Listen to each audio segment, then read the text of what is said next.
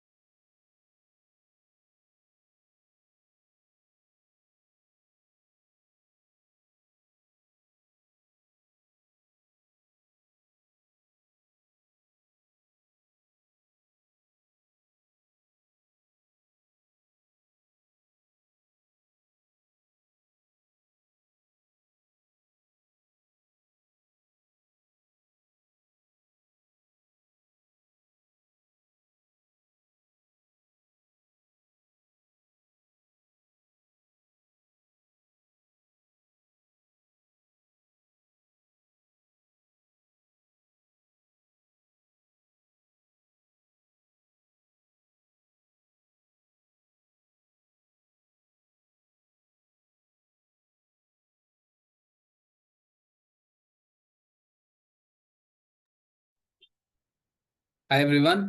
Good evening. I hope you guys can see me and hear me clearly. Please write yes in the chat section अगर आप मुझे सही तरह से सुन पा रहे हो, देख पा रहे हो. सुपर. क्या मेरी आवाज अब आ रही है क्लियरली सभी को? Okay perfect, thank you for the confirmation. So आज सबसे पहले मैं अपने आप को इंट्रोड्यूस कर दूं। आई एम शुभम डुम्बरे एंड मैं स्किल कोर्स के लिए करियर सेशंस, करियर जो सेक्शन है उस पर फोकस करता हूं। आज हम बात करेंगे कुछ इंपॉर्टेंट एस्पेक्ट्स के बारे में, बट उससे पहले मैं चाहूंगा कि हम सब एक दूसरे के साथ मुखातिब हो, आराम से इंटरेक्ट करें। अपने चैट सेक्शन में आपको लिखना है आपका नाम, आप कहाँ से है वो, और आपकी एज क्या है। तो एक साथ अगर आप जवाब लिखना चाहो तो लिख सकते हो, कॉमा से सेपरेट कर देना आंसर्स को। तो what is your name, where are you from and how old are you, in the chat section now. Vikas, okay, fantastic.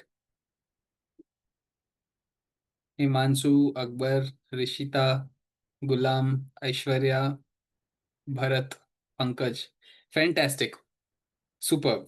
इतने सारे लोग अलग अलग लोकेशन से यहाँ पर आज जुड़े हैं, तो काफी अच्छा लग रहा है देख कर कि आज इतने सारे लोग यहाँ पर ऑलरेडी मौजूद है और कुछ लोग अभी भी ज्वाइन कर रहे हैं। सो इस एक्टिविटी से हम सब एक दूसरे को जान भी रहे हैं और साथ ही साथ आपको चैट सेक्शन यूज करना आ रहा है सही से, ये टेस्ट भी हो चुका है। तो स्टार्ट करते हैं हमारा आज का सेशन, और आज का हमारा सेशन बहुत ही ज़्यादा इंटरेस्टिंग होने वाला है। मैं चाहूँगा कि आप लोग जो जो की पॉइंट्स हम डिस्कस करें उन्हें नोट डाउन करते हुए आगे बढ़े।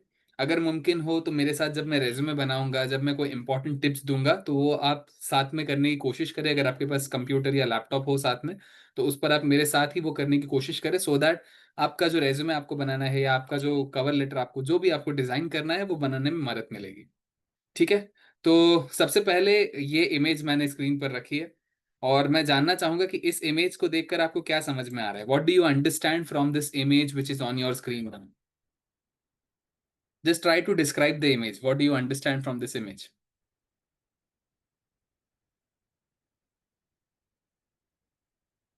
Different path with different opportunities, okay. और रेस, ओके। और क्या दिखाई दे रहा है हमें।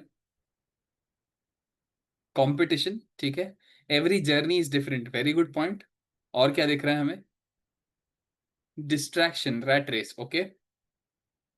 Any other points. different position in various locations, okay।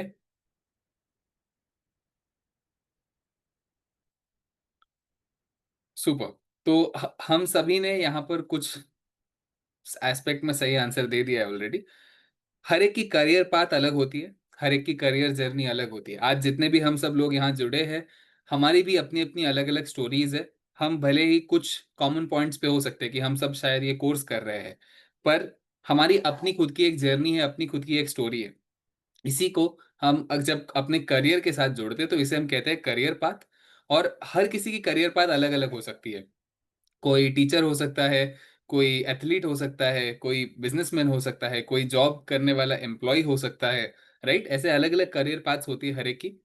And वहां तक पहुंचने का जो रास्ता है या जरिया है वो भी अलग हो सकता है। तो इट इज इम्पोर्टेंट कि हम जाने कि क्या क्या करियर पाथ्स हो सकती है। एंड ऐसी करियर पाथ्स में हमें अपने डिसीजंस को सही लेना है। यानी कि जो स्किल्स मैं सीखूंगा, अगर मान लीजिए मैं मैनेजमेंट स्किल्स अच्छे सीख लेता हूँ तो मैं एक मैनेजर के रोल के लिए जाता हूँ। अगर मैं टेक्निकल स्किल्स सीखता हूँ तो मैं एक डेवलपर के रोल के लिए जाता हूँ। राइट, अगर मैं एक एनालिसिस, लाइक डेटा एनालिसिस के स्किल्स अगर सीख लेता हूँ तो मैं डेटा एनालिस्ट रोल के लिए या बिजनेस एनालिस्ट रोल के लिए जाता हूँ। तो इस तरह जो आपके स्किल्स होंगे उसके बेसिस पर आपकी करियर पाथ बनेगी। हेंस इट इज इंपॉर्टेंट कि हम जाने कि करियर पाथ्स को हम कैसे सही तरह से डिफाइन करें, कैसे अपना रास्ता सही चुने। एंड इसके लिए सबसे पहले मैं अपना एक शॉर्ट 30 सेकेंड इंट्रोडक्टरी वीडियो आपको बताऊंगा। एंड ये क्यों बता रहा हूँ, ये थोड़े ही समय में आपके सामने मैं पेश करूंगा।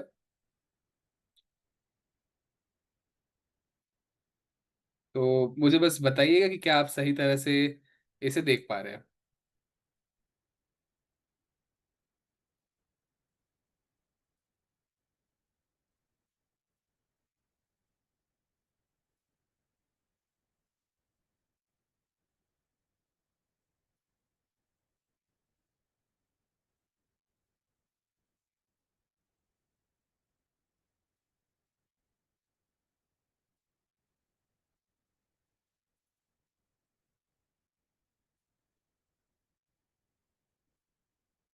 जी, मैंने जानबूझ के वॉइस बंद रखी थी सो दैट आप बस ऑब्जर्व करो।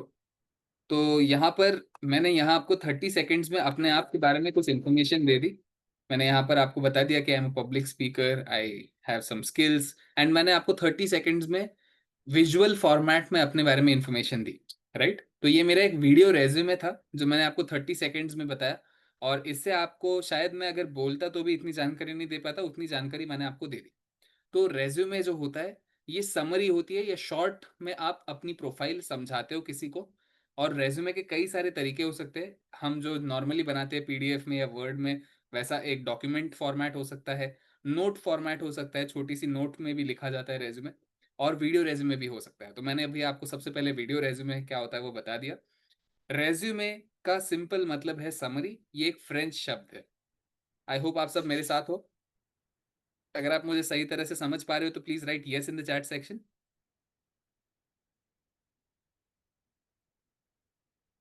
सुपर। तो रेज्यूमे जो होता है ये एक फ्रेंच शब्द है जिसका नाम है समरी, जिसका मतलब है समरी।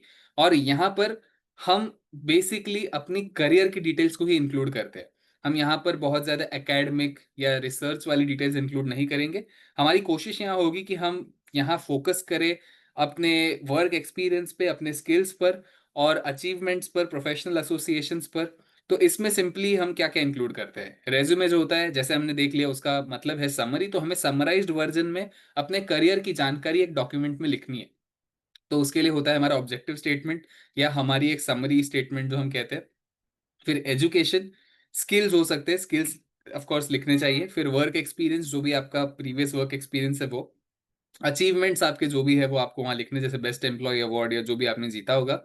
फिर प्रोफेशनल एसोसिएशंस और वॉलंटियरिंग वर्क। तो ऐसी सारी जो चीजें हैं, जब सिर्फ इन चीजों को आप किसी डॉक्यूमेंट में लिखते हो और इसमें आप और एक्स्ट्रा चीजें ऐड नहीं करते हो, तो इसे हम कहते हैं रेज्यूम। ठीक है। अब सीवी जो होता है ये भी हमने देखा हुआ है, और हम में से कई लोग इस तरह की सारी डिटेल्स इंक्लूड करते हैं और हम कहते हैं कि हमने रेज्यूमे बनाया या हमने सीवी बनाया, और हम खुद कंफ्यूज होते हैं कि एग्जैक्टली हमने बनाया तो क्या बनाया। अगर हम ध्यान से देखें तो जो चीजें रेज्यूमे में थी वो सारी चीजें सीवी में आती है, education, work experience, achievements. Right. पर साथ ही साथ सीवी में हम और भी एक्स्ट्रा डिटेल्स ऐड कर रहे हैं, जैसे कि special honours, scholarships, research projects, publications, hobbies and interests. ठीक है।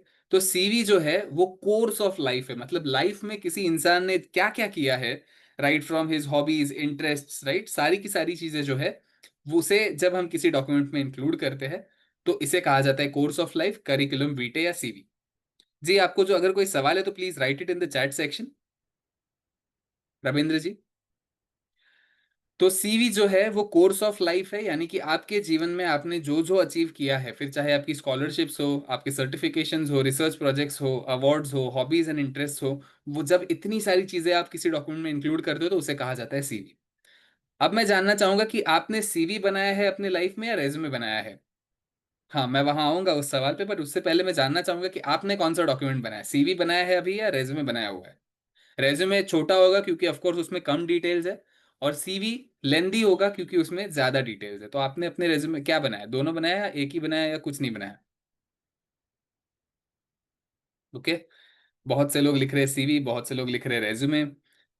दोनों बनाया, ओके फैंटास्टिक।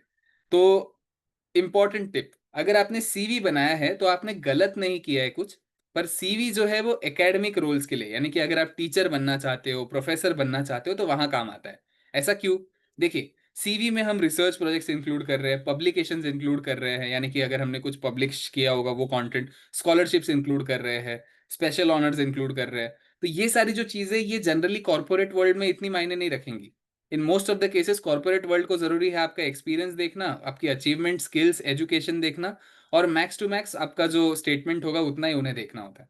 हेंस हम जब भी किसी कॉर्पोरेट रोल के लिए अप्लाई करते हैं तो हमें एक रेज्यूमे बनाना चाहिए, ना कि एक सीवी।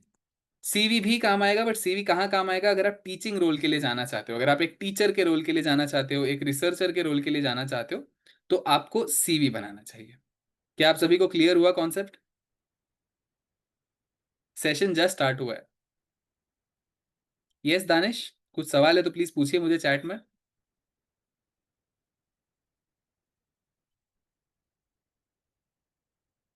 परफेक्ट। अब हमने ये समझ लिया कि जब भी हमें किसी कॉर्पोरेट रोल के लिए जाना है तो हमें एक रेज्यूमे बनाना है। अब रेज्यूमे के अलग अलग फॉर्मेट्स हो सकते हैं। मैंने शुरुआत में आपको एक वीडियो रेज्यूमे बताया, 30 सेकेंड्स 60 सेकेंड्स में आप अपनी प्रोफाइल सामने वाले को समझा रहे हो वीडियो फॉर्मेट में। फिर चाहे आप उसमें ऐसे जैसे हम बात कर रहे हैं वैसे बात करके समझाओ, या फिर आप ऐसे विजुअली कुछ एक वीडियो बनाकर दिखा दो। तो ये हो गया एक नॉन ट्रेडिशनल रेज्यूमे या वीडियो रेज्यूमे। ठीक है। एक दूसरा तरीका हो सकता है मिनी रेज्यूमे, जो कुछ केसेस में इंटरनेशनली यूज किया जाता है। इतना ज्यादा पॉपुलर नहीं है बट होता है ये भी यूज। तो ये मिनी मिनी रेज्यूमे होता है, ब्रीफ और टू द पॉइंट होता है। अब जो नॉर्मली यूज होने वाले रेज्यूमे की फॉर्मेट से वो बात करते हैं। एक है क्रोनोलॉजिकल फॉर्मेट, यानी कि ये एक्चुअली एंटी क्रोनोलॉजिकल है। जो सबसे लेटेस्ट चीज होती है हमारे पास, जो हमने अचीव की होती है, उसे हम सबसे टॉप पर लिखते हैं। और जो उससे पहले हुई हमारी लाइफ में उसे हम उसके नीचे, और उससे पहले वाली चीज को उससे भी नीचे, ऐसे हम लिखते हुए जब जाते हैं तो इसे हम कहते हैं एंटी क्रोनोलॉजिकल ऑर्डर। और इससे ये स्ट्रक्चर हम जनरली देखते आ रहे हैं, बहुत सारे लोग फॉलो करते हैं अपने रेज्यूमेज में। वहीं दूसरा एक तरीका हो सकता है जिसे कहा जाता है फंक्शनल रेज्यूमे। सो जो फंक्शनल रेज्यूमे होता है, इसमें आप कोशिश करते हो कि आप अपने फंक्शंस यानी अपने स्किल्स को ज्यादा हाईलाइट करें। ऐसे स्किल्स को हाईलाइट करें जैसे कि आप अगर समझ लीजिए एक्सेल में अच्छे हो या पावर बीआई में अच्छे हो, तो आप उन स्किल्स के ऊपर फोकस अपने रेज्यूमे को बनाते हो। तो अब आज के मार्केट में कॉम्बिनेशन रेज्यूमे बनाया जाता है। आप क्रोनोलॉजी भी फॉलो करते हो और साथ ही साथ अपने स्किल्स को भी अच्छी तरह से आप शोकेस करना चाहते हो। हेंस आप क्रोनोलॉजिकल फॉर्मेट और फंक्शनल फॉर्मेट दोनों ही फॉर्मेट्स को कंबाइन करते हो और कॉम्बिनेशन रेज्यूमे बनाते हो। ठीक है। तो आज हम एक कॉम्बिनेशन रेज्यूमे बनाएंगे पहले, और उसके बाद अब जब जॉब डिस्क्रिप्शन आपको पता है कि हाँ, मैं मान लीजिए एक कंपनी में टीसीएस में अप्लाई करना चाह रहा हूँ, वहां पर डेटा एनालिस्ट का रोल खुला है। टीसीएस की जो जॉब डिस्क्रिप्शन है उसके मुताबिक मेरा रेज्यूमे कितना मैच हो रहा है, और मुझे ऐसे क्या चेंजेस अपने रेज्यूमे में करने चाहिए जिससे मैं उस रोल के लिए रेलेवेंट हो जाऊंगा, यानी कि मैं उस रोल के लिए टारगेटेड रेज्यूमे कैसे बनाऊं, ये भी हम यहाँ जानेंगे। तो आज हम एक कॉम्बिनेशन रेज्यूमे बनाएंगे सबसे पहले, और उसके बाद हम उस रेज्यूमे को टारगेटेड बना देंगे जिस भी रोल के लिए हम अप्लाई कर रहे हैं उस रोल के लिए। क्या आप सभी को कॉन्सेप्ट क्लियर है हम क्या करने वाले हैं आज? अगर हाँ तो please right yes in the chat section. Interesting लग रहा है सभी को? तो एकदम क्लियर फंडा है हमारा आज का कि हम आज एक कॉम्बिनेशन रेज्यूमे बनाएंगे सबसे पहले, एंड उसके बाद उसे स्पेसिफिक कर देंगे जिस रोल के लिए हम जा रहे हैं उसके लिए। ठीक है। तो स्टार्ट कर लेते हैं फिर आज का हमारा सबसे पहला हैंड्स ऑन। अगर मुमकिन हो तो आप मेरे साथ ही रेज्यूमे बनाने की कोशिश करें। तो मैं आ जाता हूँ यहाँ, और मैं सबसे पहले एक प्लेटफॉर्म पर जाऊंगा, माइक्रोसॉफ्ट क्रिएट। तो आपको बस अपने गूगल पर या कहीं पर भी लिखना है माइक्रोसॉफ्ट क्रिएट। आप इस वेबसाइट पर आ जाएंगे create.microsoft.com। मैं इसे चैट में आप सभी के लिए शेयर कर दे रहा हूँ। ये माइक्रोसॉफ्ट ने दिए हुए फ्री टेम्पलेट्स है हमारे पास।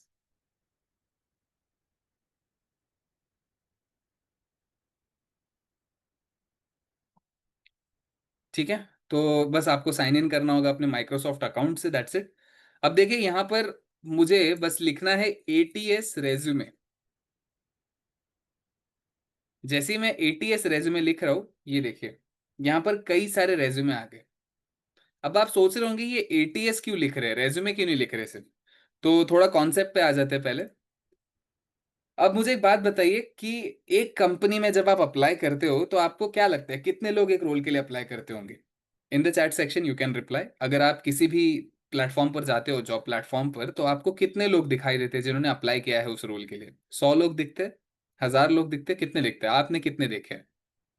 लिखिए चैट में कितने लोगों ने अप्लाई किया होता है। आप देखते हो ना ऐसे, how many people have already applied? More than 100, 200, 100+? Okay. और किसी ने देखा है कुछ? More than 200? ओके। करेक्ट। तो एक बात तो क्लियर है कि सर मिनिमम 100 तो होते ही है बहुत सारे केसेस। बहुत सारे केसेस में, मैक्सिमम केसेस में 100 से ज्यादा एप्लीकेंट्स होते हैं। अब जब इतने सारे लोग रोल्स के लिए अप्लाई करेंगे, तो ऐसे हर जो रेज्यूमे होगा, क्या आपको लगता है कि उस रेज्यूमे को वो जो रिक्रूटर है वो खुद बैठ के चेक करेगा कि हाँ ये कैंडिडेट सही है, ये कैंडिडेट सही नहीं है? क्या वो मैन्युअली कर पाएगा? इतने 100 रेज्यूमेस को खुद बैठ के चेक कर पाएगा? और एक ही रोल के लिए तो हायर करना है नहीं, इतने सारे रोल्स के लिए हायर करना है। तो व्हाट डू यू थिंक क्या करता होगा रेज्यूमे के लिए? इतने सारे रेज्यूमेस रिक्रूटर के पास है, और रिक्रूटर को जल्द से जल्द वो पोजीशन क्लोज करनी है, हायर करना है। तो what do you think recruiter करता होगा? सिस्टम का यूज करता होगा, किसी सॉफ्टवेयर का इस्तेमाल करता होगा। Do you think that? क्या आपको लगता है ऐसा होता होगा? करेक्ट। ये लीजिए, लिंक मैंने वापस शेयर कर दिया आपके लिए।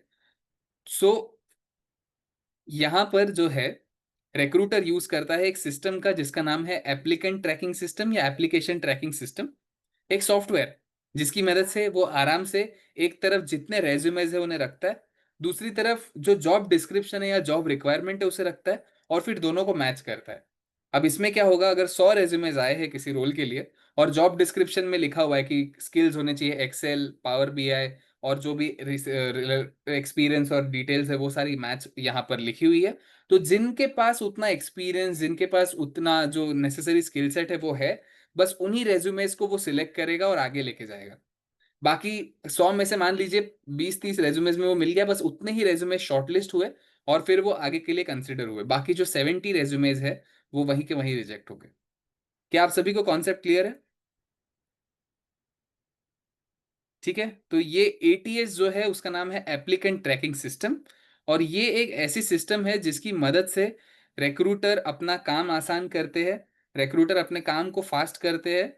एंड यहाँ पर उनका तरीका है कि वो उस सिस्टम में चेक करेंगे कि कितना आप मैच कर रहे हो उस रिक्वायरमेंट के साथ, और उसके मुताबिक ही आपको वो चेक लाइक सिलेक्ट करेंगे या रिजेक्ट करेंगे। हाँ, सेशन रिकॉर्डिंग मिलेगी आपको, बट मैं आपको रेकमेंड करूंगा कि आप यहीं लाइव सेशन में अभी अटेंड करें, पॉसिबल हो तो। बिकॉज आपको अगर कोई भी डाउट होगा तो मैं आपके लिए वो डाउट यहीं पर क्लैरिफाई कर पाऊंगा। ठीक है। सो ये हो गया एटीएस रेज्यूमे का मतलब। और अब हम सबसे पहले यहाँ पर चेक करते हैं एटीएस रेज्यूमे में कि क्या क्या फॉर्मेट्स हमें दिखाई दे रहे हैं। तो अगर आप देख रहे होंगे तो यहाँ कहीं पर भी फोटो नहीं दिखाई दे रही है हमें रेज्यूमे में, राइट? बिकॉज एटीएस रेज्यूमे जो है वो ऐसा रेज्यूमे है जिसमें आपको फोटो इंक्लूड नहीं करनी है, क्योंकि जो एटीएस है, एप्लीकेंट ट्रैकिंग सिस्टम है, वो बहुत ही बेसिक सा सिस्टम है। वो इतना स्मार्ट नहीं है कि वो जाकर फोटो को रीड कर पाएगा, ग्राफिक्स को रीड कर पाएगा, इमेजेस को रीड कर पाएगा। इसीलिए इट इज इंपॉर्टेंट कि आप अपने रेज्यूमे में फोटो या कोई भी टेबल्स इंक्लूड ना करें। हो सके उतना अपना रेज्यूमे का फॉर्मेट सिंपल रखे, इजी रखे, क्लीन रखे। तो देखिए, मान लीजिए मैं इस फॉर्मेट को सिलेक्ट कर लेता हूँ, एटीएस बोल्ड क्लासिक रेज्यूमे, मुझे ये अच्छा लग रहा है। मेरे पास दो ऑप्शन है, मैं इसे डाउनलोड कर सकता हूँ या वर्ड में एडिट कर सकता हूँ, तो मैं डाउनलोड करके वर्ड में ले जाना चाहूंगा। तो मैंने डाउनलोड कर लिया इसे। अब देखिए, यहाँ पर मेरे लिए एक पूरा का पूरा टेम्पलेट बनकर आ चुका है। मुझे बस यहाँ पर अपने डिटेल्स को रिप्लेस करते हुए आगे बढ़ना है। जी विकास, कुछ सवाल है आपको तो पूछ लीजिए।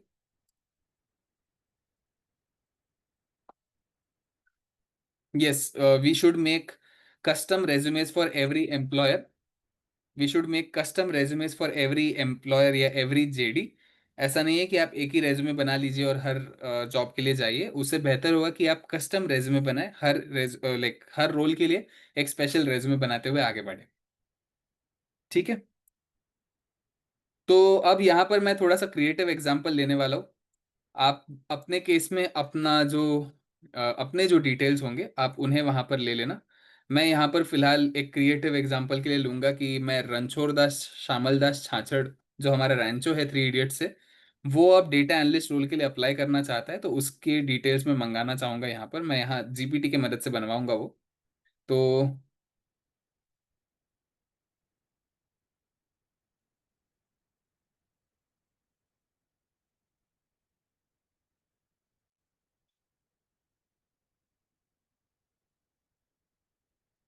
ठीक है, मैं यहाँ पर कुछ रैंचो के लिए, जो रैंचो की डिटेल्स मुझे लगेंगी वो सारी की सारी यहाँ पर बस एक स्ट्रक्चर में ले रहा हूँ। आप भी अपनी जो डिटेल्स है उन्हें एक फॉर्मेट में खुद लिख सकते हो या फिर करवा सकते हो। मेरे पास अभी, मैं सबको समझ में आया इसलिए एक एग्जांपल के लिए ये एक प्रोफाइल ले रहा हूँ जो हम सब जानते हैं। तो रणछोड़ दास श्यामल दास छाछड़, इनकी प्रोफाइल हम यहाँ पर बनाने वाले हैं। तो देखिए, अब इनका नाम बहुत ही बड़ा आ रहा है तो मैं थोड़ा सा एडजस्टमेंट्स यहाँ पर कर सकता हूँ। एंड क्योंकि ये टेम्पलेट है तो मुझे इतना दिखाई दे रहा है कि मुझे बहुत ज़्यादा मेहनत नहीं करनी पड़ेगी अलाइनमेंट में। मेरा टाइम काफ़ी बचने वाला है। तो देखिए, मैं यहाँ पर आ गया, मैंने यहाँ पेस्ट कर दिया, और मुझे अगर कॉन्टैक्ट नंबर चेंज करना है तो मैं वो कर सकता हूँ। ठीक है, फिर मुझे अगर यहाँ पर लोकेशन चेंज करनी है तो मैं ये चेंज कर दूंगा, एंड एस्पायरिंग डेटा एनालिस्ट। ठीक है। तो इस तरह मैं अपना जो डेटा है उसे रिप्लेस करते हुए आगे बढ़ूंगा। अब यहाँ पर बेंगलुरु आया लोकेशन, मैंने दिल्ली कर दिया, कोई बात नहीं। फिर ऑब्जेक्टिव स्टेटमेंट जो है वो ये रही। तो ऑब्जेक्टिव स्टेटमेंट ये रही, तो ये ऑब्जेक्टिव स्टेटमेंट मैं यहाँ रिप्लेस कर दूंगा।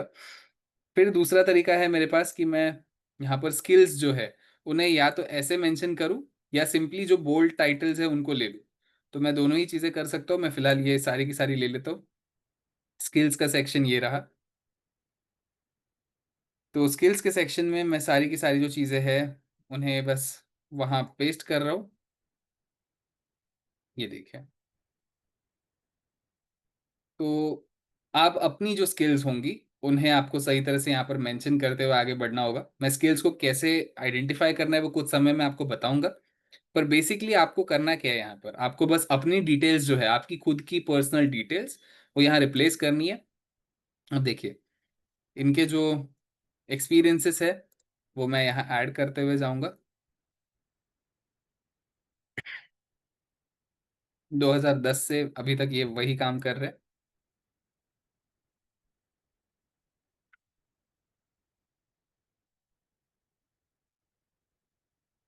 और मुझे जो डिटेल्स मेरे पास है मैं वो यहाँ ऐड कर दूंगा।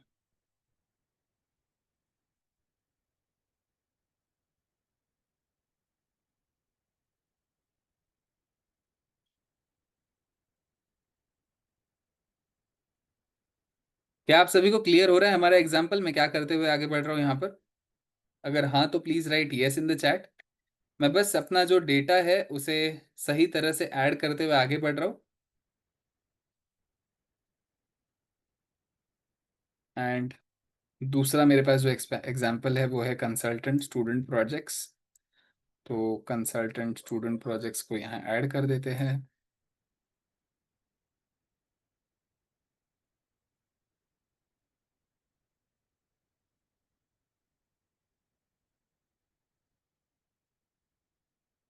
मुझे बस फॉर्मेट जो हमने फाइनल किया हुआ है उसी के साथ आगे बढ़ना है, बस बाकी कुछ चेंज नहीं है। 2015 से 2023। ठीक है। तो ये हो गया मेरे ये वाली डिटेल्स, और मुझे यहाँ अभी अपनी डिग्री जो है उसे ऐड करना है। जी Bharat ji. Resume screen is not visible, is it?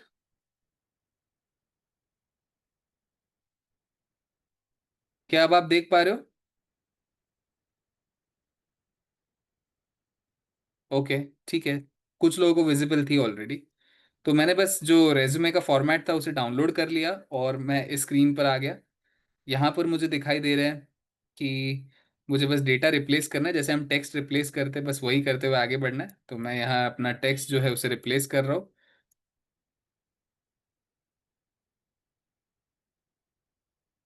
हाँ भरत जी बोलिए।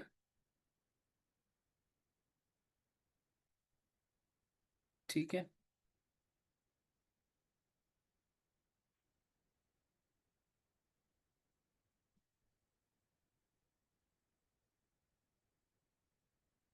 तो जो डिटेल्स मेरे पास है मैं उन चीज़ों को यहाँ ऐड करते हुए आगे जाऊंगा। जो मुझे नहीं लग रही ज़रूरत है उनको मैं डिलीट कर रहा हूँ। ठीक है। और इस तरह मैंने अपना जो एक रेज्यूमे है उसे सेट कर लिया, ये देखिए।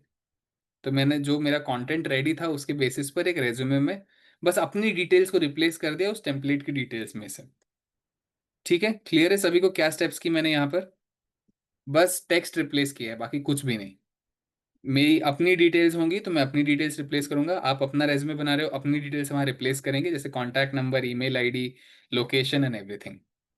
ठीक है। बाकी आपका रेज्यूमे का जो फॉर्मेट है वो ऑटोमेटिकली सेट होगा बिकॉज आप एक टेम्पलेट फॉलो करेंगे। क्लियर है सभी को? If yes please right yes in the chat section. कोई चीज़ अगर मुझे रिपीट करनी है तो प्लीज बोलिए।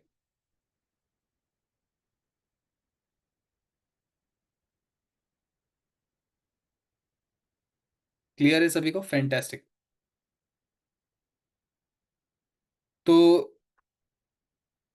हाँ, तो समराइज करने के लिए स्टेप्स एकदम सिंपल है। मैं सबसे पहले यहाँ आ गया था create.microsoft.com पर। यहाँ आने के बाद मैंने चेक किए ATS templates, ATS resume. ATS resume के बाद मुझे यहाँ बहुत सारे डिजाइन्स दिखाई दिए, जितना हो सकता है उतना मुझे बेसिक टेम्पलेट लेना था। मैंने एक टेम्पलेट पर क्लिक किया, डाउनलोड कर लिया उसे। डाउनलोड करने के बाद मेरे लिए वो वर्ड में खुल जाता है। वर्ड में खुलने के बाद उसमें बस मैंने अपने टेक्स्ट को रिप्लेस कर दिया, दैट्स इट। इतना ही एक्टिविटी है और यहाँ पर मेरा रेज्यूमे जो है अपने डिटेल्स के साथ वो रेडी। अब मैं चाहूँ तो इसे एक्सपोर्ट कर सकता हूँ, मैं इसे एक्सपोर्ट कर लूंगा। एंड ये देखिए, मैंने इसे एक्सपोर्ट कर लिया तो ये कुछ इस तरह दिखाई दे रहा है।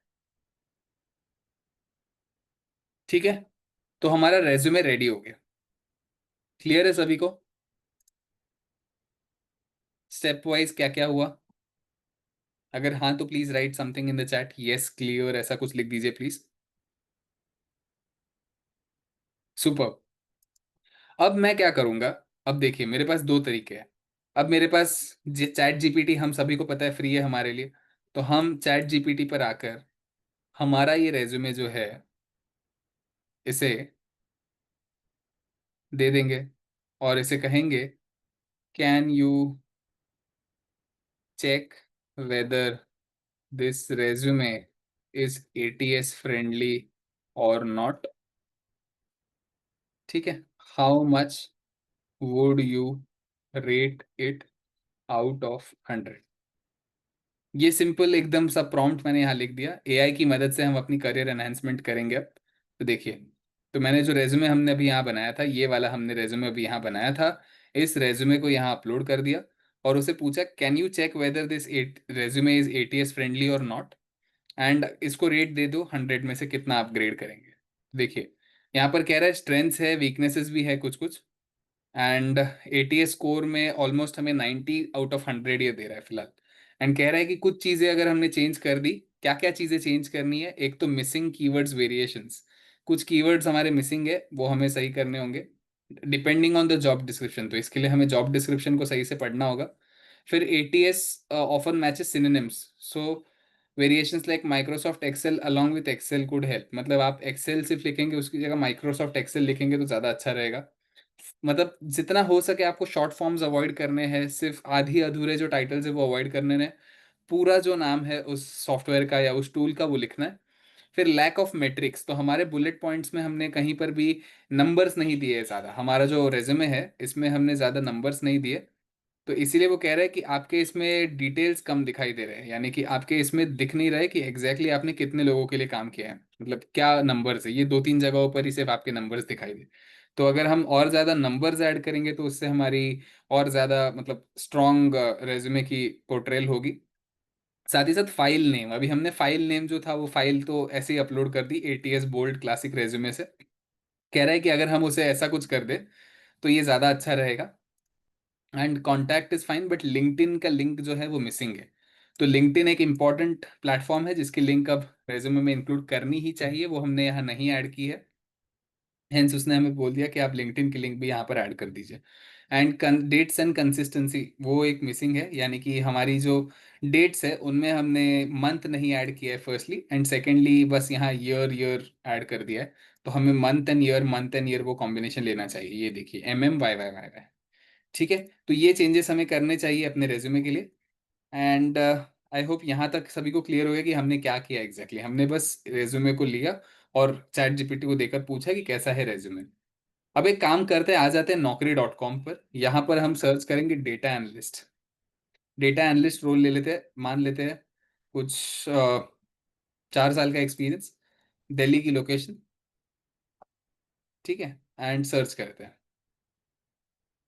अब यहाँ देखिए इतने सारे जो अलग अलग रोल्स मुझे दिख रहे हैं। मैं अगर किसी भी रोल पे जाऊँ तो मुझे यहाँ दिखाई दे रहा है कि अलग अलग एक्सपीरियंसेस है, दिल्ली रिलेटेड रोल्स है। फिल्टर्स तो आ गए मेरे पास। अब मैं किसी रोल पे अगर क्लिक करूंगा तो मुझे यहाँ दिखाई दे रहा है 100+ एप्लीकेंट्स। क्या आपको लगता है मुझे ऐसे रोल के लिए अप्लाई करना चाहिए जहां पर ऑलरेडी 100+ एप्लीकेंट्स है? डू यू थिंक 100+ एप्लीकेंट्स मुझे जहां जहां दिखाई दे रहे हैं? अभी मान लीजिए मैं इस रोल पे आ जाता हूँ तो यहाँ भी 100+ एप्लीकेंट्स है। तो डू यू थिंक ऐसे रोल के लिए अप्लाई करना सही रहेगा? ओके, कुछ लोगों का कहना है yes, why not, no. Okay, देखिए जहां पर ऑलरेडी इतने सारे लोगों ने अप्लाई किया है, 100+ लिखा है, यानी कि हो सकता है 200 लोग हैं, 300 लोग हैं, तो इतना सारा कंपटीशन ऑलरेडी वहां है। अगर आप बहुत ज्यादा श्योर हो कि आपकी प्रोफाइल उस रोल को मैच हो रही है तो आप डेफिनेटली अप्लाई कीजिए। पर अगर आपको दिखाई दे रहा है कि आप 50% 60% ही मैच होते हो उस रिक्वायरमेंट के साथ, एंड इतने सारे लोगों ने ऑलरेडी अप्लाई किया है, तो फिर वहां पर आपका चांस थोड़ा कम हो जाएगा कि आप उधर अप्लाई तो करोगे, मेहनत करोगे अप्लाई करने की, बट कुछ रिजल्ट नहीं आएगा। हेंस यहाँ पर एक फिल्टर होता है, सॉर्ट। ठीक है, सॉर्ट पे जाके आपको डेट पे सिलेक्ट कर देना है, डेट यानी कि सबसे रीसेंट वाला। अब अगर आप ध्यान से देखें, ये करने से पहले जो रेलेवेंस था, वहां पर ये दिखा रहा था हमें कि 1 वीक अगो पोस्टेड है, 2 वीक्स अगो पोस्टेड है, राइट, 3 वीक्स अगो है, 18 डेज अगो है। अब इतने दिन हो गए, इसीलिए इतने सारे एप्लीकेंट्स हैं। अब मैं अगर डेट फिल्टर लगा लूं, तो देखिए यहाँ दिख रहा है फ्यू आवर्स अगो, यहाँ पर भी फ्यू आवर्स अगो। अगर मैं इस पे जाके चेक करूं, तो मुझे एप्लीकेंट्स कितने दिखाई दे रहे हैं? 13, यानी कि कम एप्लीकेंट्स हैं यहाँ पर। अगर मैं इससे चेक करूं, यहाँ पर 100+ दिखाई दे रहे, कुछ घंटों में ही यहाँ पर 100+ हो गया। फिर यहाँ चेक कर लेते क्या हो रहा है, यहाँ पर भी 100+ हो गया। पर मोस्ट ऑफ द केसेस में अगर ध्यान से आप देखेंगे, अब यहाँ देखिए ओपनिंग 7 है और 100+ है, तो यहाँ चांसेस डेफिनेटली ज्यादा है कि आप सिलेक्ट हो जाएंगे, राइट। तो आपको इन बातों को ध्यान में रखना है कि आप कितने लोगों से compete करने वाले हो जब आप अप्लाई कर रहे हो, कितनी ओपनिंग्स है, क्या है वो कंपनी, उसके डिटेल्स, तो आपको ये सारी चीजें वैलिडेट करनी है। अब यहाँ देखिए इन्होंने लिखा है डीसीसी इंफ्रा, अगर मैं नौकरी पर ही क्लिक करूंगा, तो मुझे डीसीसी इंफ्रा रिलेटेड अगर कोई इन्फॉर्मेशन आ रही है तो मैं चेक कर सकता हूँ। ये देखिए,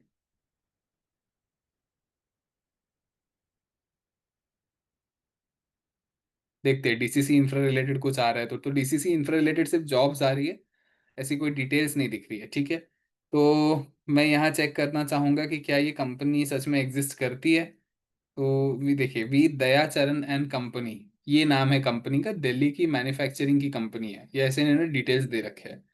तो अगर मुझे चेक करना है कि क्या ये कंपनी सच में एग्जिस्ट करती है, तो मैं गूगल पे आकर ये सर्च कर दूंगा। तो देखिए दयाचरण एंड कंपनी आ गई मेरे लिए। तो मुझे दयाचरण एंड कंपनी का अगर वैलिडेट करना है, देखिए डीसीसी जो कह रहे थे वो, जीरो वेस्ट रिसाइकलर, तो ये रही वो कंपनी, और उसकी वेबसाइट हमें यहाँ दिखाई दे रही है। तो अगर मुझे चेक करना है कि क्या वो कंपनी सच में एग्जिस्ट करती है, तो मैं इस तरह चेक कर सकता हूँ क्या इनका रजिस्टर्ड एड्रेस, कॉन्टैक्ट नंबर सब सही है। तो मैं इसे सही तरह से वैलिडेट कर पा रहा हूँ, बिकॉज अब मेरे पास यहाँ पर डिटेल्स है। ठीक है, तो ये हो गया हमारा एक तरीका जहां हम चेक करते हैं कि हाँ वेबसाइट है। सोशल मीडिया अगर आप चेक करना चाहो तो सोशल मीडिया के लिए आप ढूंढ सकते हो। कुछ कंपनी सोशल मीडिया पर उतनी एक्टिव नहीं होती, कोई बात नहीं, बट हम मेजरली देख सकते हैं कि इनके सोशल मीडिया पर भी अकाउंट्स है। अगर मैं लिंक्डइन चेक करने की कोशिश करूंगा, अब इनके यहाँ लिंक्स अपडेटेड नहीं है लगता है, बिकॉज क्लिक करने के बाद कुछ हो नहीं रहा है। बट मेजरली यहाँ पर इन्होंने अपनी एक वेबसाइट बना रखी है, और ये मुझे थोड़ी सही लग रही है कंपनी। ठीक है, अब अगर मुझे वैलिडेट करना है तो एक और तरीका है मेरे पास, यहाँ कॉन्टैक्ट नंबर दिया हुआ है सीवी शेयर करने के लिए, और इवन वेबसाइट पे भी कुछ डिटेल्स दिए हुए हैं। तो मैं इन डिटेल्स के बेसिस पर कांटेक्ट कर सकता हूँ इस कंपनी को, और चेक कर सकता हूँ कि क्या सच में ये कंपनी सही है मेरे लिए, और कैसे मैं इनके साथ आगे बढ़ सकता हूँ। ठीक है, तो इस तरह आप वैलिडेट करेंगे कि क्या ये कंपनी एग्जिस्ट करती है। आप उसकी वेबसाइट जाकर चेक करेंगे, आपके सोशल मीडिया अगर आपको उसका दिखाई दे रहा है तो वो चेक करेंगे। मुमकिन हो तो आप देखेंगे कि क्या उसमें कोई रियल इंसान है जिससे आप बात कर सकते हो। अब मुझे यहाँ दिखाई दे रहा है कि ये जो कंपनी है, इनका ये जॉब डिस्क्रिप्शन है, और मेरा रेज्यूमे यहाँ रेडी है रैंचो का। तो मैं यहाँ चैट जीपीटी पर वो जॉब डिस्क्रिप्शन पेस्ट कर दूंगा, और मैं यहाँ लिखने वाला हूँ इज रैंचो, मतलब आपको लिखना है am I eligible for this job. मैं यहाँ लिख रहा हूँ is Rancho eligible for this job, will he get selected. देखिए, अब मैं यहाँ क्या कर रहा हूँ, मैंने रेज्यूमे ऑलरेडी देके अपने जीपीटी को रेडी कर रखा है, ट्रेन कर रखा है।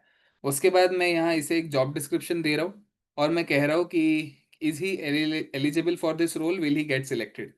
तो यहाँ पर देखिए वो पूरा का पूरा मैच करने की कोशिश कर रहा है, चेक कर रहा है फिट हो रहा है नहीं हो रहा है। Likelihood of selection yes, ATS match medium है, और शॉर्ट लिस्टेड होने के बाद टेक्निकल टेस्ट हो सकती है।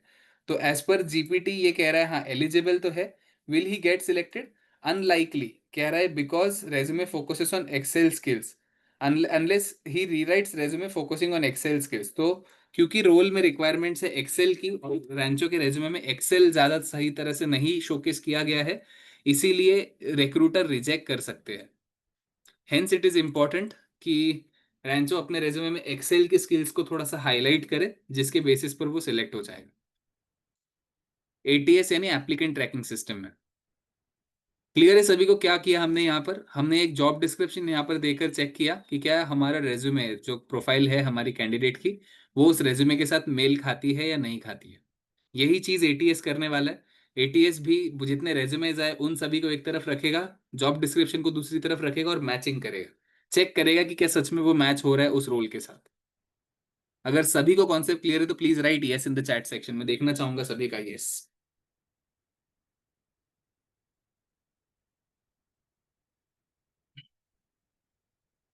सुपर।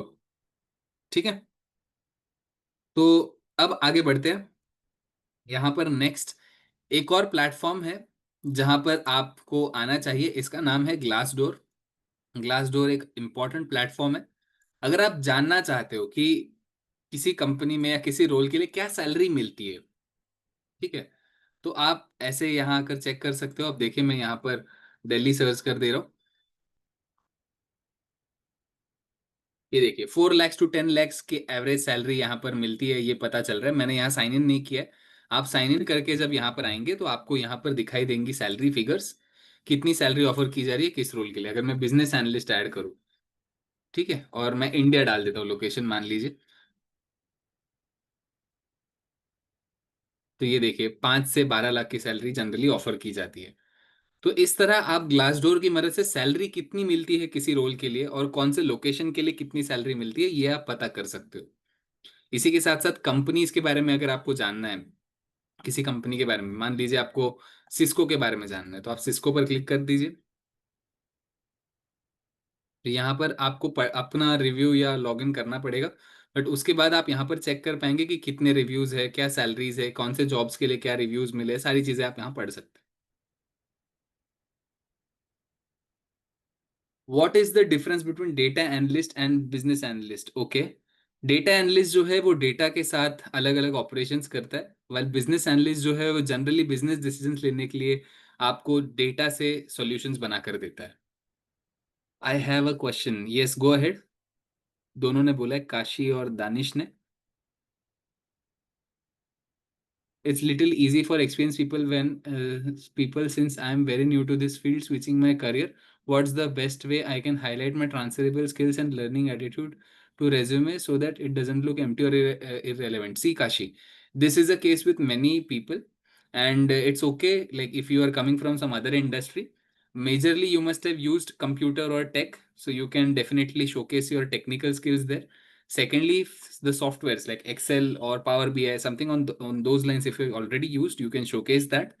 साथ ही साथ आपने अगर कम्युनिकेशन स्किल्स, सॉफ्ट स्किल्स, इन पर कुछ काम किया है, इनसे इसकी वजह से आपने कुछ, मान लीजिए आपने स्टेज पर कुछ काम किया है या कोई प्रेजेंटेशन सही तरह से दिए, तो आप उन चीज़ों को हाईलाइट कीजिए।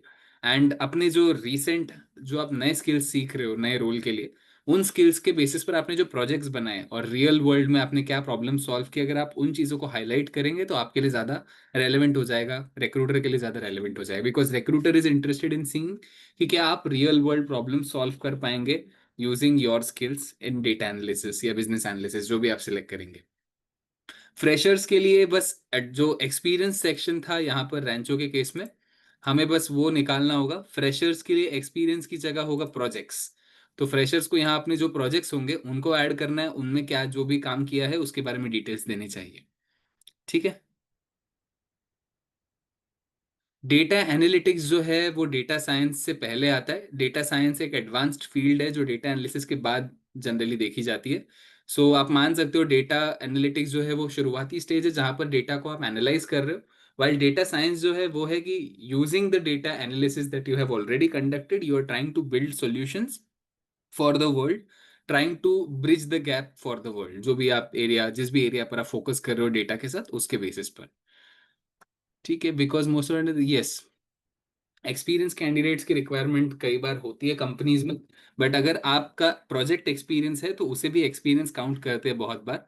सो इट इज़ इम्पॉर्टेंट कि आप अपने प्रोजेक्ट एक्सपीरियंस को सही तरह से शोकेस करें। मुमकिन हो तो लिंक्डइन और गिटहब पर अपने प्रोफाइल पर, पोर्टफोलियो पर आप अपने प्रोजेक्ट्स को शेयर करें।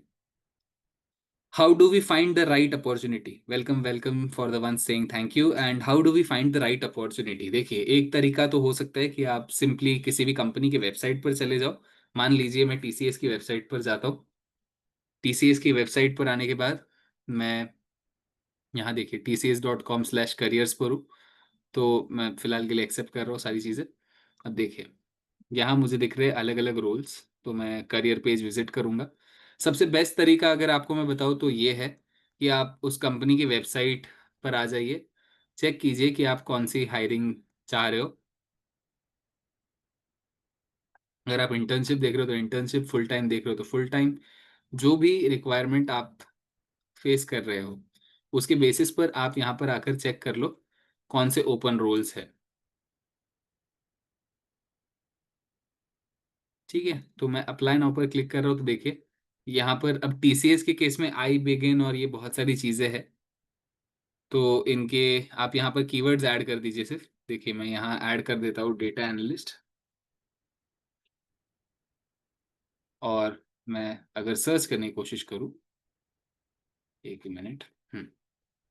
जैसे ही मैं डेटा एनालिस्ट सर्च कर रहा हूँ तो कुछ रोल्स जो डेटा रिलेटेड इनके पास है वो यहाँ दिखाई देने लग चुके हैं मुझे।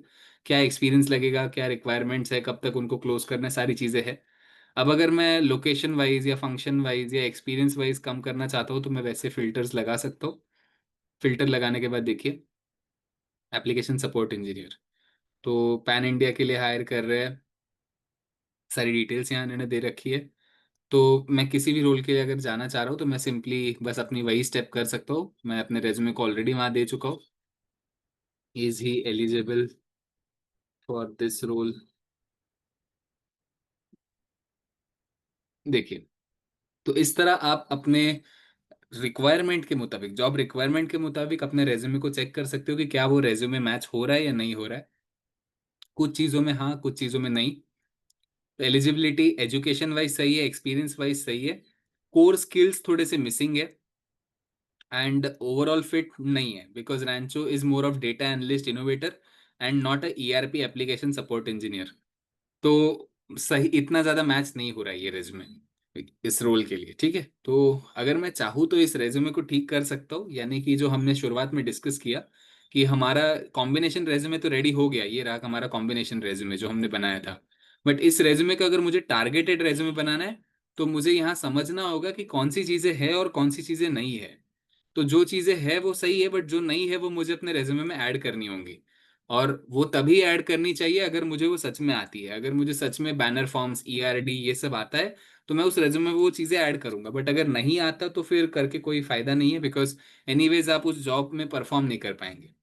ठीक है, तो इट इज़ इंपॉर्टेंट कि आप इस तरह टेलरिंग करें, इस तरह आप चेक करें कैसे होता है ये।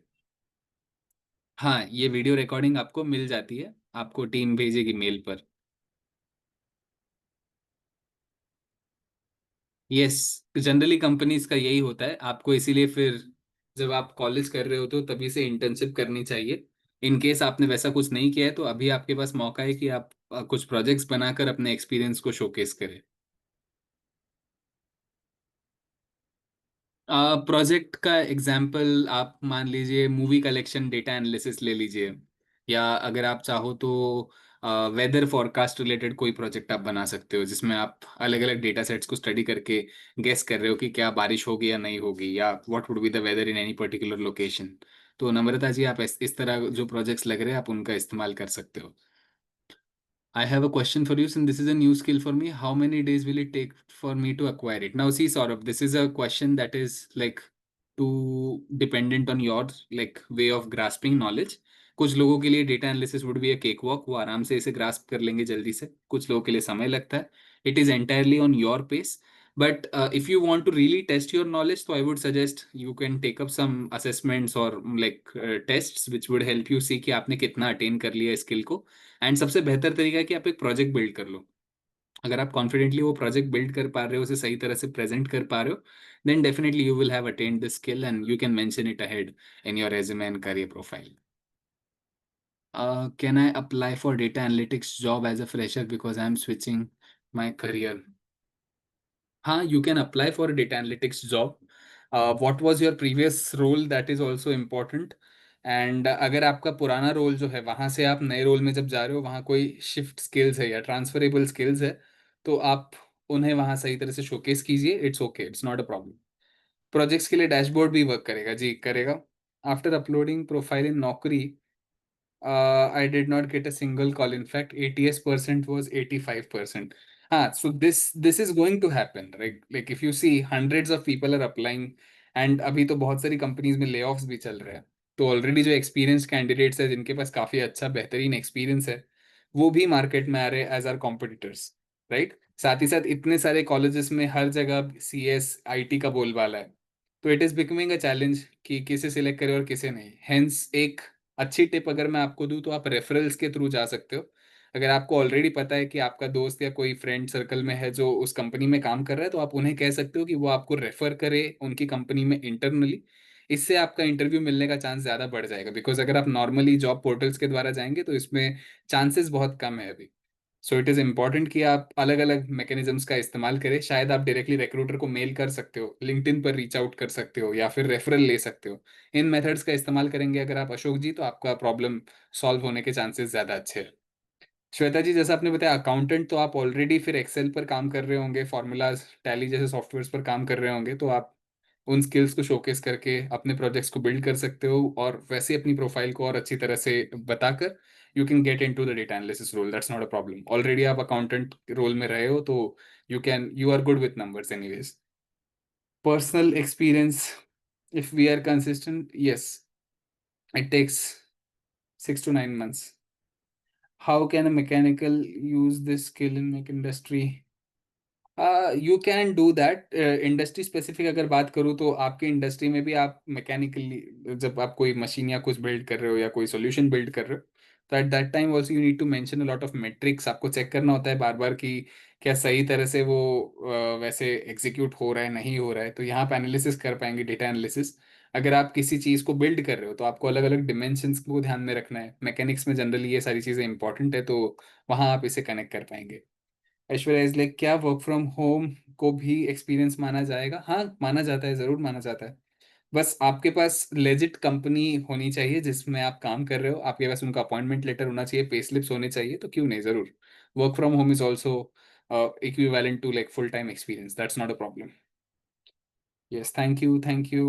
Can you please guide me on how can I install Excel for free with full access? ऐसा तो कोई तरीका है नहीं. अगर आप चाहो तो माइक्रोसॉफ्ट 365 पर जाकर, अभी उन्होंने सब्सक्रिप्शन बेस्ड कर दिया हुआ है ऐसे, तो आप M365 पर वेब बेस्ड एक्सेल यूज़ कर पाएंगे फ्री में. वो एक तरीका है. दूसरा, अगर आप एक स्टूडेंट हो ऑलरेडी किसी कॉलेज में, तो आपको स्टूडेंट लाइसेंस फ्री मिल जाएगा माइक्रोसॉफ्ट की तरफ से, आप उसका इस्तेमाल कर सकते हो. सो वो एक तरीका हो गया. अगर एक्सेल नहीं खरीदना है तो गूगल शीट्स का इस्तेमाल कर सकते हो, या फिर लिब्रे ऑफिस जो ओपन सोर्स में एक्सेल का ही एक डिफरेंट वर्जन है, उसका इस्तेमाल कर सकते हो. तो लिब्रे ऑफिस जो ओपन सोर्स में है उसका इस्तेमाल कर लीजिए. इस तरह आप एक्सेल यूज कर पाएंगे. हाँ, तो as a student Microsoft, Google, ये सारी बड़ी बड़ी कंपनीज स्टूडेंट्स को कई बार प्रोडक्ट्स डिस्काउंटेड रेट्स पे या फ्री में ऑफर करते हैं. तो आप ऑनलाइन चेक कीजिए स्टूडेंट ऑफर्स फॉर माइक्रोसॉफ्ट और गूगल प्रोडक्ट्स, तो आपको वो मिल जाएगा. Any alternative for OS? OS as इन?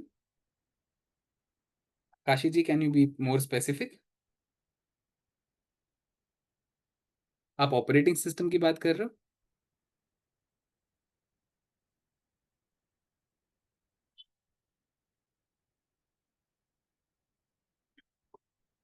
सो यहाँ like we have covered a lot of questions. I am happy कि आप सभी ने काफ़ी अच्छे अच्छे सवाल मुझे पूछे. And I am just waiting. Yes, can logistics person join data analytics job? Yes, definitely. Logistics person has to like process a lot of data, and it is possible. That's not a problem. Mac OS, हाँ. Mac OS, yes, Mac OS के लिए alternative आप Ubuntu ले सकते हो या फिर Windows ले सकते हो. काली लिनक्स हो सकता है, कई सारे ओएस होता है, राइट? तो you can make use of any. So that's about it. इस तरह आप अपने रेज्यूमे को टारगेटेड भी कर बना सकते हो. आपको बस स्टेप्स फॉलो करनी है, जो टिप्स ये आपको देता जाएगा उसके बेसिस पर आप अपने आप को सही कर सकते हो। बस इस बात का ध्यान रखना है कि जो भी चेंजेस आप करेंगे, अगर आप सच में वो स्किल्स पजेस करते हो तो ही आपको वो चेंजेस करने हैं, वरना नहीं करने। ठीक है। Welcome Mahesh ji. So let's get going ahead now.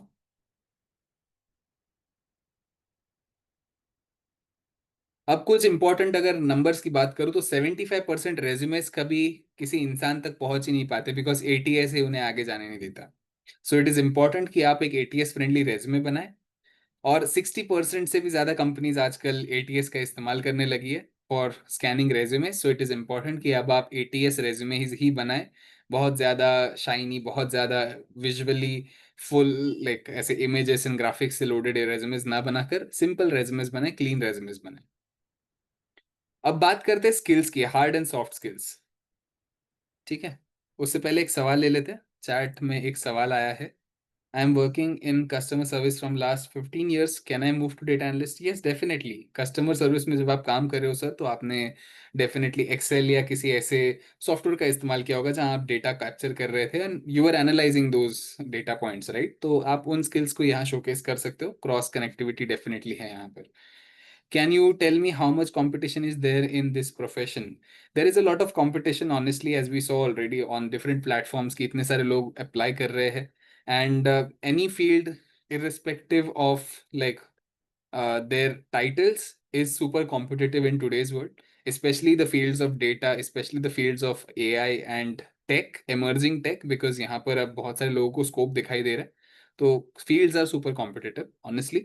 It is you who has to stand out by means of your skill set, by means of your expertise.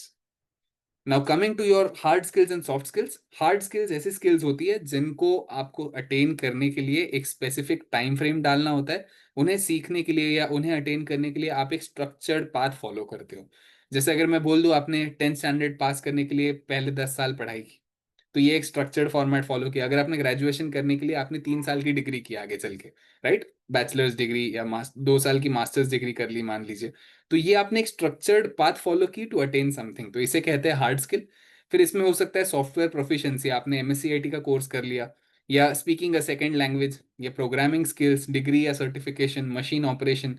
तो ऐसी स्किल्स जिन्हें सीखने के लिए एक स्ट्रक्चर्ड तरीका होता है, जिन्हें सीखने के लिए एक डेफिनेट टाइमलाइन होती है, जिन्हें सीखने के लिए आप मेहनत करते हो और पैरेलली उस मेहनत को आप गिन भी सकते हो मैट्रिक्स में, उसे हम कहते हैं hard skill. While soft skills वो स्किल्स होते हैं जो आप हार्ड स्किल्स को अटेन करते समय सीख जाते हो, जैसे कि time management, communication, flexibility, adaptability, team work. ये सारी जो चीज़ें हैं जो बहुत ज़्यादा मायने रखती है हर इंसान के लिए, ये सॉफ्ट स्किल्स जो है, ये ऐसी स्किल्स है जो आपकी सोशल एबिलिटीज बताती हैं। तो इसीलिए इन्हें कहा जाता है सॉफ्ट स्किल्स। मैं जानना चाहूंगा चैट सेक्शन में आपके हार्ड स्किल्स क्या है और सॉफ्ट स्किल्स क्या है। तो just right hard skills dash जो भी आपके हार्ड स्किल्स है, सॉफ्ट स्किल्स डैश जो भी आपके सॉफ्ट स्किल्स है।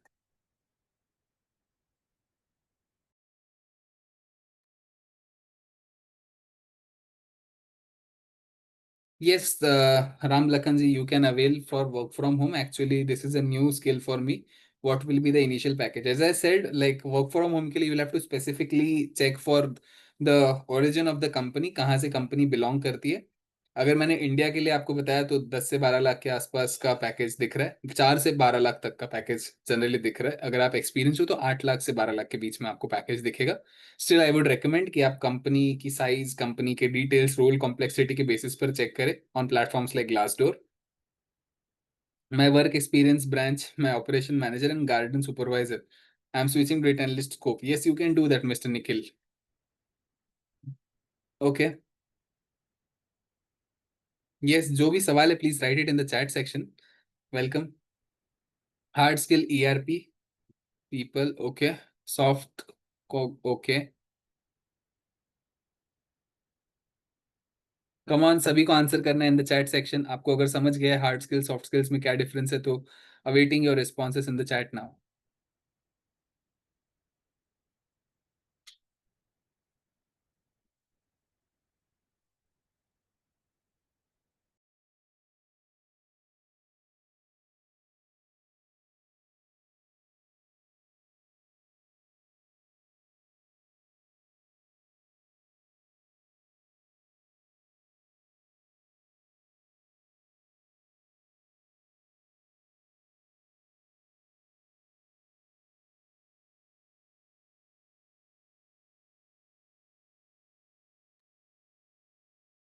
बहुत बढ़िया। Keep going. तो आई होप सभी को स्किल्स के डिफरेंस पता चल गए, कैसे आपको कौन से स्किल्स को कहाँ मेंशन करना है, ये क्लियर हो गया। If yes please right yes in the chat section. कोई अगर डाउट्स है तो मुझे पूछ लीजिए।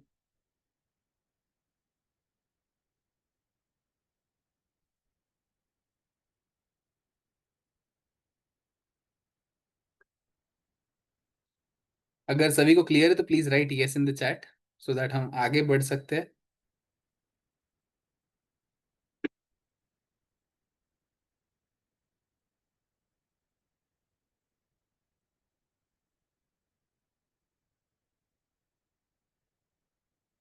सुपर।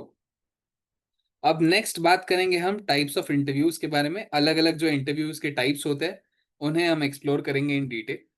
एंड इसमें सबसे पहला जो है वो है फोन इंटरव्यू, जिसे हम सब जानते हैं कि यहाँ पर आपको कॉल या कॉल किया जाता है और आपसे बात की जाती है। इनिशियल स्क्रीनिंग आपकी यहाँ पर की जाती है, ये समझने के लिए कि क्या आप सच में उस रोल में इंटरेस्टेड हो, उस रोल के लिए सही हो। उसके बाद ट्रेडिशनल इंटरव्यू जो होता था, जहां पर हम ऑफलाइन जाते थे किसी कंपनी में इंटरव्यू देने के लिए, और वहां जाकर हम फिजिकली अपने इंटरव्यू को जब देते हैं तो उसे हम कहते हैं ट्रेडिशनल इन पर्सन इंटरव्यू। फिर तीसरा जो आया फॉर्मेट वो है वीडियो इंटरव्यू का, जहां पर आप ऑनलाइन, जैसे हम अभी ऑनलाइन कनेक्ट कर रहे हैं बिल्कुल इसी तरह रिमोटली इंटरव्यू देते हो। फिर हो सकता है ग्रुप इंटरव्यू, जहां बहुत सारे लोगों को एक साथ असेस किया जा रहा है। एक हो सकता है पैनल इंटरव्यू, जहां पर आप अकेले जा रहे हो अंदर और कई सारे लोग आपको एक साथ इवेल्युएट कर रहे हैं।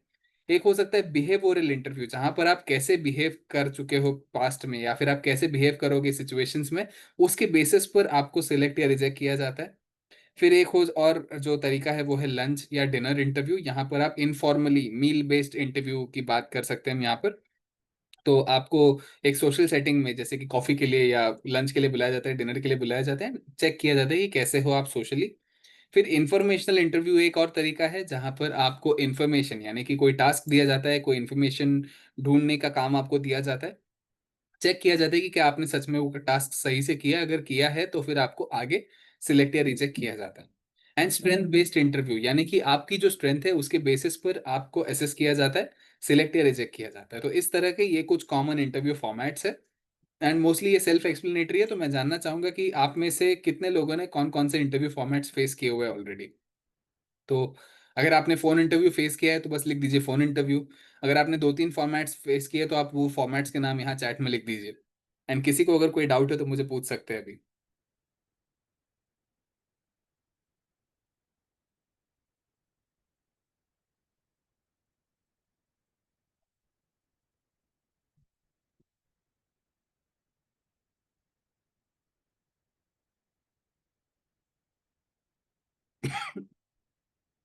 Okay. Zero interview, okay.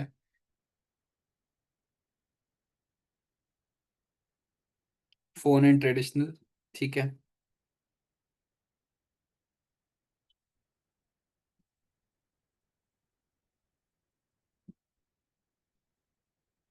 Okay,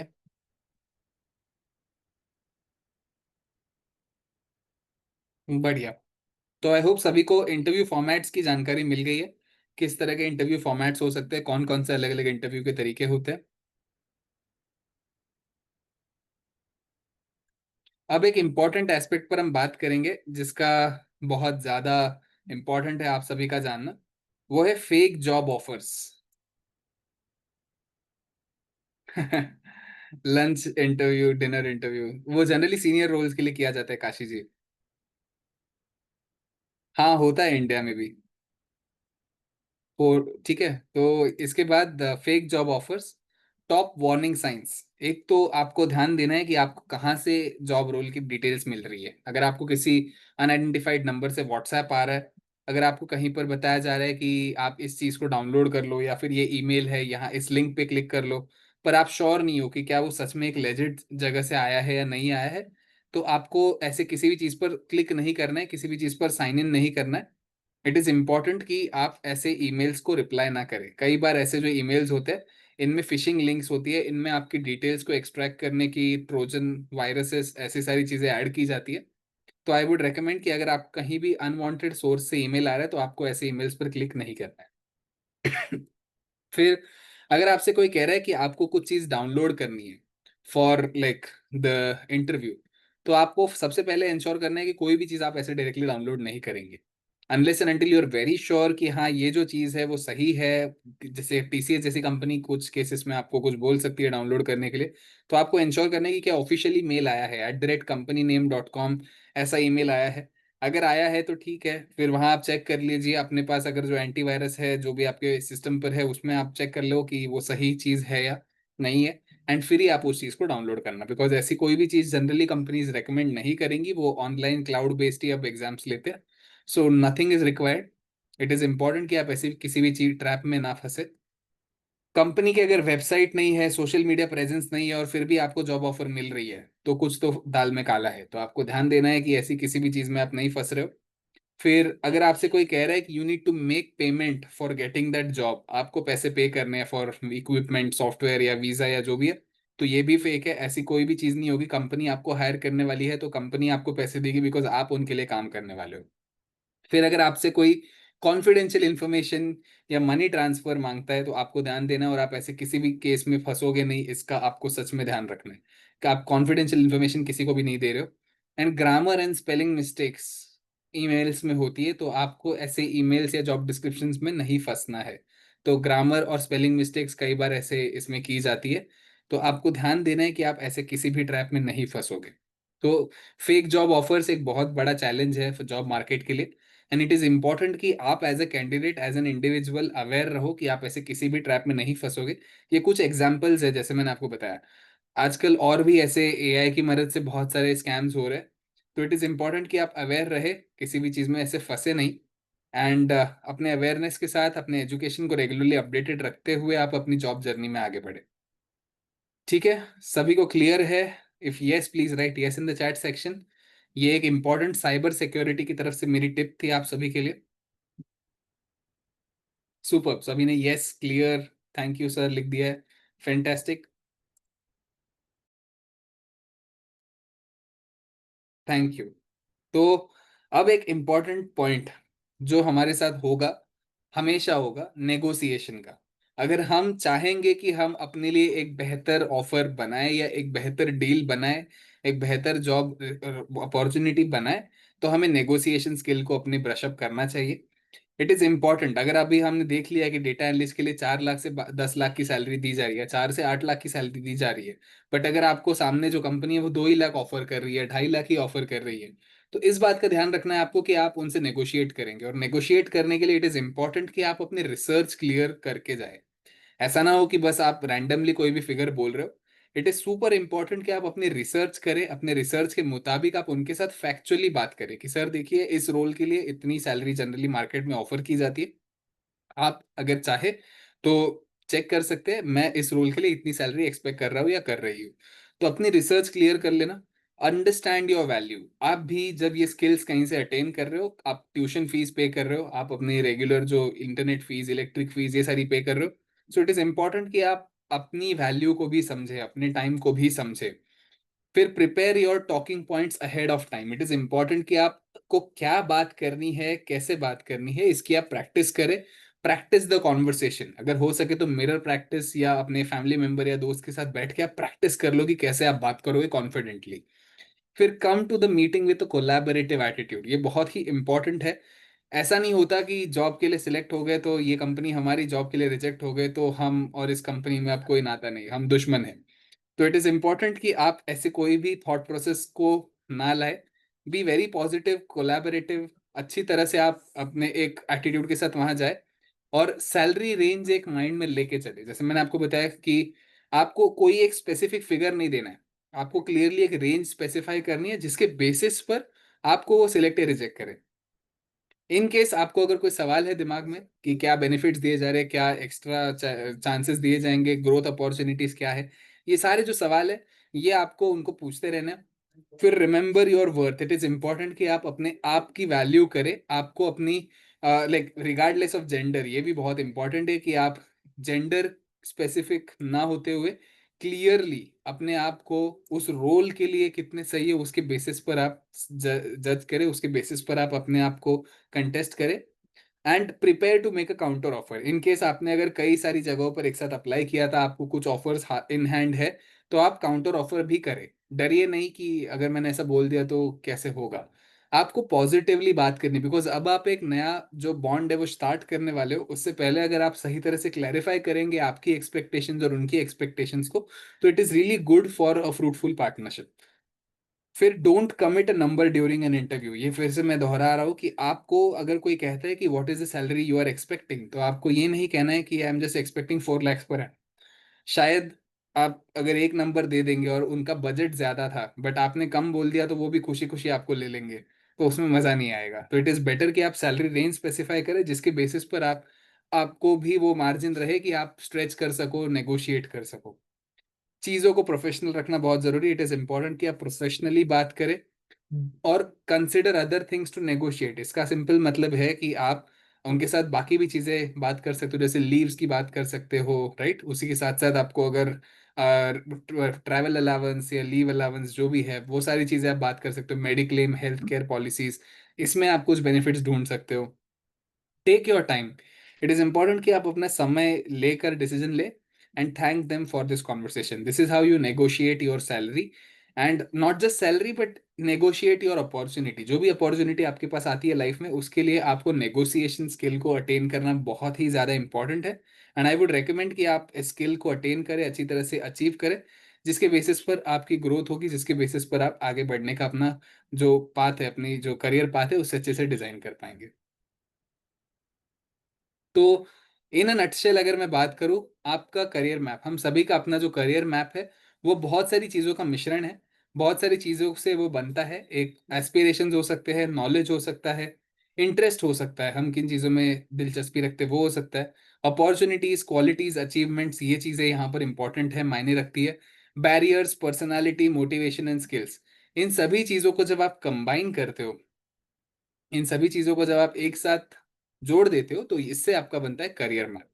and in सभी चीजों से ही आप अपने करियर को शेप करते हो, अपने करियर को डिजाइन करते हो। हेंस इट इज इंपॉर्टेंट कि आप इन सभी चीजों को ध्यान में रखते हुए अपने लिए जो बेस्ट डिसीजन है वो ले अपने करियर में। हड़बड़ाहट में कोई भी रोल लेकर फिर आगे चल के उसकी वजह से अपने करियर पाथ को खराब ना करे। समय लग रहा है कोई बात नहीं, बट अच्छे रोल के लिए आप तैयार होकर फिर उस रोल में जाए, सो दैट आप उस रोल में ज्यादा समय तक टिके रहेंगे, बने रहेंगे। अपने आप को आपको रेगुलरली अपडेटेड रखना बहुत जरूरी है, बिकॉज उसी के बेसिस पर आप आगे चल के compete कर पाएंगे। सो फाइनली मैं कुछ बोनस टिप्स देना चाहूंगा सभी को। सबसे पहले तो स्टे पॉजिटिव एंड परसिस्टेंट। आपको पॉजिटिव रहना है, आपको अच्छी तरह से परसिस्टेंट रहना है। ये जॉब सर्च की जो जर्नी है, ये काफ़ी लोनली होती है। इसमें कई बार आपको फेलियर आता है, कई बार रिस्पॉन्स नहीं आता है, बट आपको डिजेक्ट नहीं होना है, रिजेक्टेड नहीं फील करना है। It's okay. Failures are the stepping stones to success. It is important कि आप भी पॉजिटिव रहे, अच्छी तरह से आगे बढ़ते रहे। Keep learning and growing. It is important कि आप आगे ग्रो करते रहे, सीखते रहे। सीखना एक बहुत इंपॉर्टेंट स्किल है। एंड अब तो इतनी सारी चीजें एक साथ अपडेट होती जा रही है कि आपको अपडेट रहना बहुत जरूरी है। नेटवर्क एक्टिवली, आपको सही लोगों से मिलना है, सही लोगों से बात करनी है, इंटरेक्ट करना है। और prepare thoroughly for interviews. It is important कि आप सही तरह से इंटरव्यूज के लिए प्रिपेयर भी करें। प्रिपेयर करने के तरीके मैंने आपको कुछ आज बता दिए हैं ऑलरेडी। एंड मैं आपको बता दूं कि मैंने आपके लिए स्पेशली एक इंटरव्यू क्रैकिंग मास्टर क्लास भी डिजाइन किया हुआ है, जो आपको मिल जाएगा अपने कोर्स प्लेटफॉर्म पर। तो आप वहां पर स्ट्रक्चर्ड वे में अपने इंटरव्यूज के लिए प्रिपेयर कर सकते हो। ये जो हमने आज एक सेशन किया, ये बस टिप ऑफ द आइसबर्ग है। वहां पर पूरा का पूरा आपके लिए एक कॉम्प्रिहेंसिव मास्टर क्लास बना हुआ है, तो आप उसे स्टडी कीजिए। उसी में मैंने आपके लिए how to apply for jobs, ये भी एक स्पेशल सेगमेंट बनाया हुआ है, तो आप वो भी चेक कर लेना, उससे आपको काफी मदद मिलेगी। फिर शोकेस योर यूनिक वैल्यू। आप में ऐसी खास बात क्या है, what is different in you, what is your USP, ये आप यहाँ बताइए। Follow up after interviews. It is important कि आप फॉलो अप करें इंटरव्यूज के बाद, ऑर्गेनाइज्ड रहे।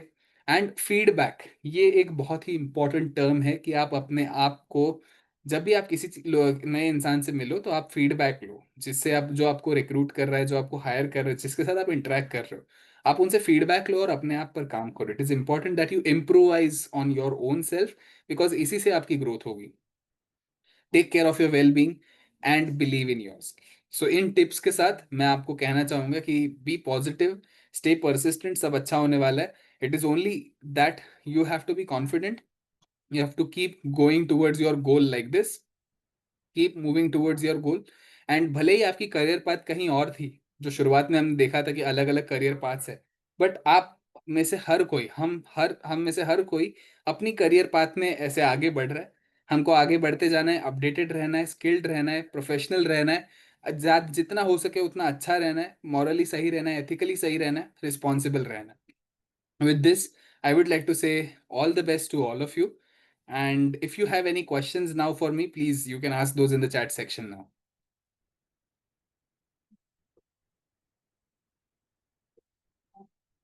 Is there any age criteria to apply as a fresher for data analyst? हाँ, फ्रेशर के लिए होगा सर। फ्रेशर के लिए कंपनी टू कंपनी वेरी करेगा, जनरली 5 इयर्स से नीचे का एक्सपीरियंस देखा जाता है for a fresher. How much increment we should ask? Increment depend करेगा आपकी प्रीवियस सैलरी पर, सेकेंडली आपको जो मार्केट रेट दिखाई दे रहा है उसके बेसिस पर, एंड आपका एक्सपर्टीज, आपकी जो स्किल सेट है उसके बेसिस पर। फिर sir, can I share YouTube link on negotiations found very inform? या okay, you can do that. One more question. I am working in operation management. How can I amend my profile on LinkedIn with data analytics skill? देखिए, LinkedIn एक important platform है, मैं आपको एक बार बता देता हूँ। एंड इट इज़ इम्पॉर्टेंट कि आप LinkedIn पर जो भी करेंगे, देखिए मेरी LinkedIn प्रोफाइल ये रही। एक सेकेंड। हाँ, ये मेरी लिंक्डइन की लिंक है। तो आप इस लिंक को लेकर देख सकते हो कि कैसे मैंने अपनी प्रोफाइल को सही तरह से क्यूरेट किया है on the basis of my skills.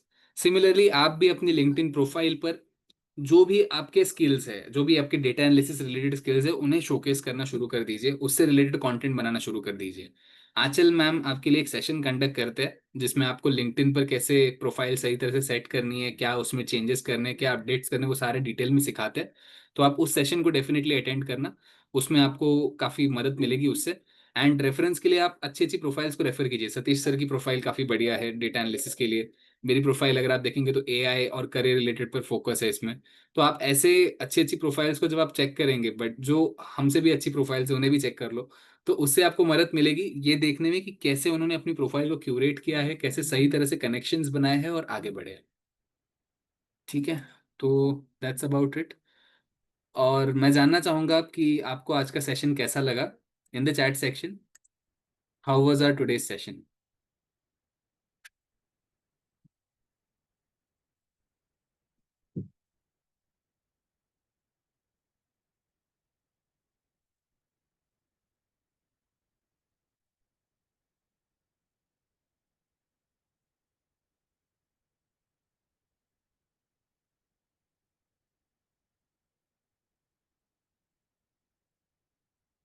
Okay, बढ़िया, थैंक यू। यहाँ मैंने आपके साथ एक लिंक शेयर की है ट्रस्ट पायलट की। आप चाहे तो वहां पर जाकर अपना रिव्यू लिख सकते हो, मेंशन कर सकते हो आज का सेशन। आज के ट्रेनर का नाम, मेरा नाम शुभम है। कैसा लगा आपको आज का सेशन? एंड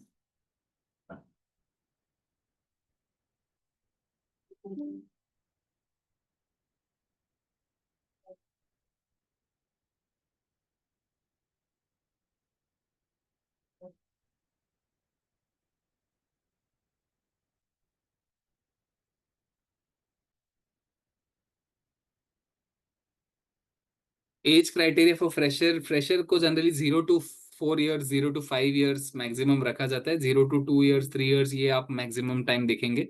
बट अगर आप स्ट्रेच देखें तो 0 to 5 years इसके नीचे ही होगा, वो उसके उससे ज़्यादा नहीं होगा फ्रेशर के लिए। Thank you so much, thank you. I am happy to see, happy to stay connected with all of you. In case you have any doubts, you can reach out to me on LinkedIn. ठीक है, तो ये LinkedIn profile है, आप इस पे refer कर सकते हो, कनेक्ट कर सकते हो मेरे साथ।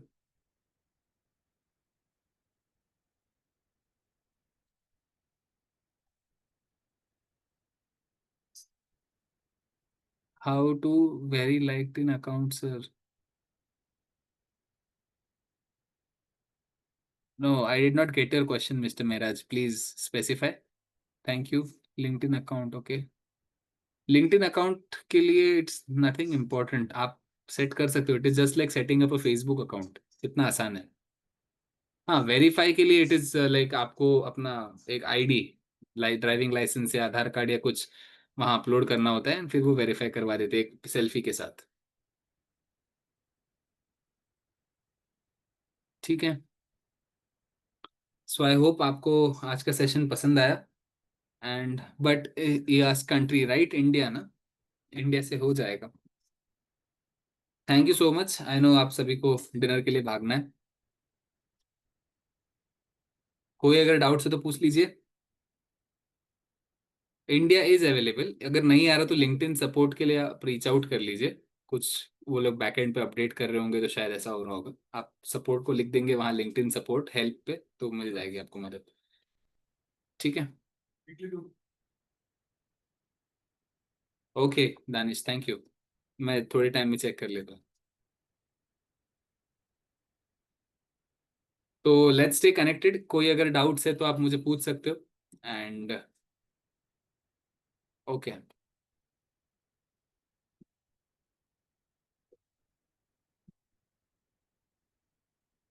मज़ा आया मुझे काफ़ी आपके साथ इंटरेक्ट करके आज सभी के साथ। Thank you so much and all the best. Super. LinkedIn profile में फिलहाल नहीं चेक कर पाऊंगा, आप लिंक्डइन पर कनेक्ट कर लो, मैं वहां चेक करके आपको फीडबैक देता हूँ। ठीक है। नेक्स्ट सेशन की अपडेट आपको जल्दी मिलेगी, हम जल्दी मिलेंगे फिर एक बार। एंड आप रिक्वेस्ट कर सकते हो मेल पर, हमारा जो ईमेल आईडी है support@satish davle.in पर, वहां पर आप मेल करेंगे तो आपको मदद मिल जाएगी। आप रिक्वेस्ट कर सकते हो वहां पर एक्स्ट्रा सेशन के लिए, तो हम मैनेज करेंगे। Thank you so much Danish, thank you. कोई डाउट्स अगर नहीं है तो let's call it a day. आप लोग भी एंजॉय कीजिए।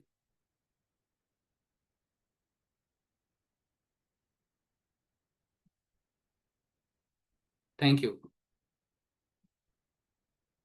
With this, let's call it a day and see you next time. Bye bye. हाँ, रिकॉर्डेड वीडियो मिल जाएगी आपको एक दो दिन में, शायद कल या परसों तक मिल जाएगी आपको, मेल पर आ जाएगी। Okay then, bye bye.